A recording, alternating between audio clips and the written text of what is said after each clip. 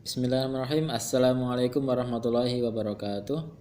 Perkenankan kami dari kelompok 1 yang beranggotakan saya Irsyad Nurhuda NIM 101190047 dan saudari saya Maulina Walidatunisa NIM 101190058 akan mempresentasikan mata kuliah Jurisprudensi Hukum Keluarga tentang kaidah hukum jurisprudensi, mencakup pengertian dan macam-macam jurisprudensi hukum.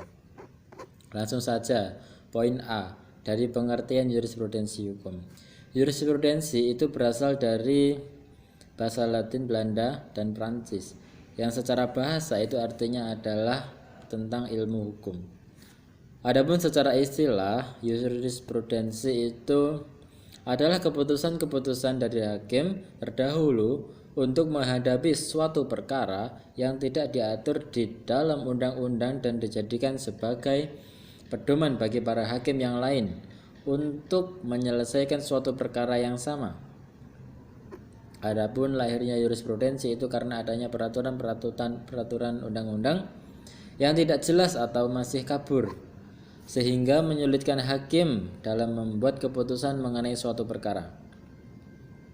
Jurisprudensi itu diciptakan berdasarkan Undang-Undang Nomor 48 Tahun 2009 mengenai kekuasaan kehakiman. Undang-undang ini menyatakan pengadilan tidak boleh menolak untuk memeriksa perkara, mengadili perkara dan memutuskan perkara yang diajukan dengan alasan hukum tidak ada atau kurang jelas, maksudnya itu kabur, melainkan wajib memeriksa perkara yang diajukan itu dengan mengadilinya. Hakim diwajibkan untuk mengadili, mengikuti dan memahami keadilan dan nilai-nilai hukum yang tumbuh dan berkembang di dalam masyarakat mengikuti zaman. Terdapat macam-macam yang akan dijelaskan oleh saudari kita Maulina. Kepadanya Maulina Walidatunisa dipersilahkan. Terima kasih.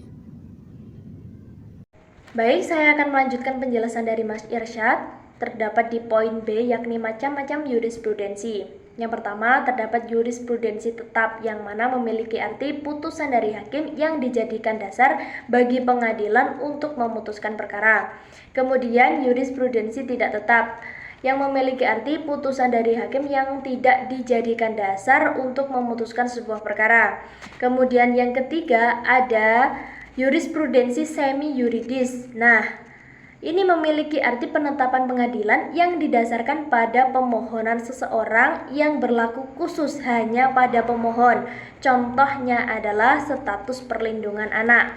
Kemudian yang keempat ada jurisprudensi administratif. Nah, jurisprudensi ini hanya berlaku secara administratif dan mengikat secara intern di dalam pengadilan. Biasanya disebut dengan SEMA atau Surat Edaran Mahkamah Agung. Kemudian yang terakhir ada putusan penting atau landmark decisions, yang artinya ada kalanya putusan penting atau masalah-masalah baru yang belum pernah diputus perkara sebelumnya dan masalah itu dianggap penting. Jadi pemutusan masalahnya menggunakan putusan penting atau tidak menggunakan hukum tetap sehingga lebih instan dan cepat. Mungkin itu penjelasan dari kami, kurang lebihnya mohon maaf. Wassalamualaikum warahmatullahi wabarakatuh.